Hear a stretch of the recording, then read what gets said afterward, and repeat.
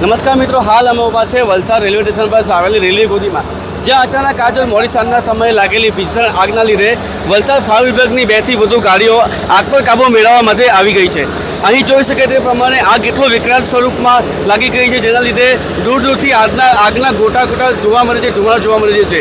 હાલ તો વલસાડ નગરપાલિકાની ફાયર વિભાગની ટીમ, રેલવે પોલીસ અને સ્થાનિક પોલીસે લોકોને આગથી દૂર રાખવા અને સુરક્ષિત રીતે ખસેડવા તજવીજ હાથ ધરી છે. Subhash Thakor, V50 news, Valsad. આપણે વલસાડ રેલવે સ્ટેશનથી કોલ મળેલો કે ગોડીમાં આગ લાગેલી છે, પાઇપ છે PVCના.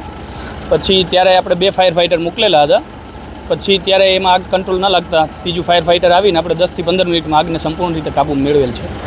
ઘટનાની જાણ અમને થતાં અમે ફાયર ઓફિસર અમારા હરદીપભાઈને તાત્કાલિક ફોન કર્યો અને લગભગ એટલી મોટી આગ હતી, પણ ફાયરની ટીમને ધન્યવાદ છે કે માત્ર 15 મિનિટમાં તમામ અમારા બ્રાઉઝરો આવીને આગને કંટ્રોલમાં કરી લીધી. ત્યાં થોડી વાર પહેલાં, અંદાજે 15 મિનિટ પહેલાં જે એક સમાચાર મળેલા હતા કે આટલે જે રેલવેના કમ્પાઉન્ડમાં જે આગ લાગેલી છે, અને અહીંયા પછી અમે જે આ સમાચાર મળ્યા કે તરત જ અમે ફાયર ફાઇટર અને બાજુમાં જે GPCBની લાઇન પણ હતી, તો પછી એમને પણ અમે ઇન્ફોર્મ કરેલા હતા અને બંને ટીમ ટાઈમ પર પહોંચી ગયેલી છે અને પછી આટલે જે અત્યારે આગ ટોટલી કાબૂમાં આવી ગયેલી છે.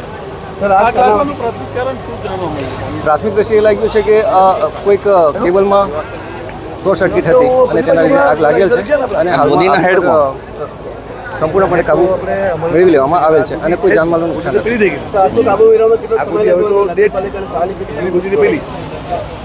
ફાયરની 5 ટીમો આવેલી હતી, GPCBની 2 ટીમો હતી અને જે આગ પર કાબુ લેવામાં જે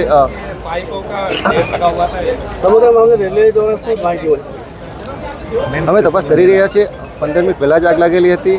ટાઈમ પર જે ફાયર ફાઇટર છે, GPCBની ટીમ આવી પણ ગયેલી છે, આગ પર કાબુ મેળવી પણ લીધો છે અને ફક્ત 15 મિનિટ રહે છે.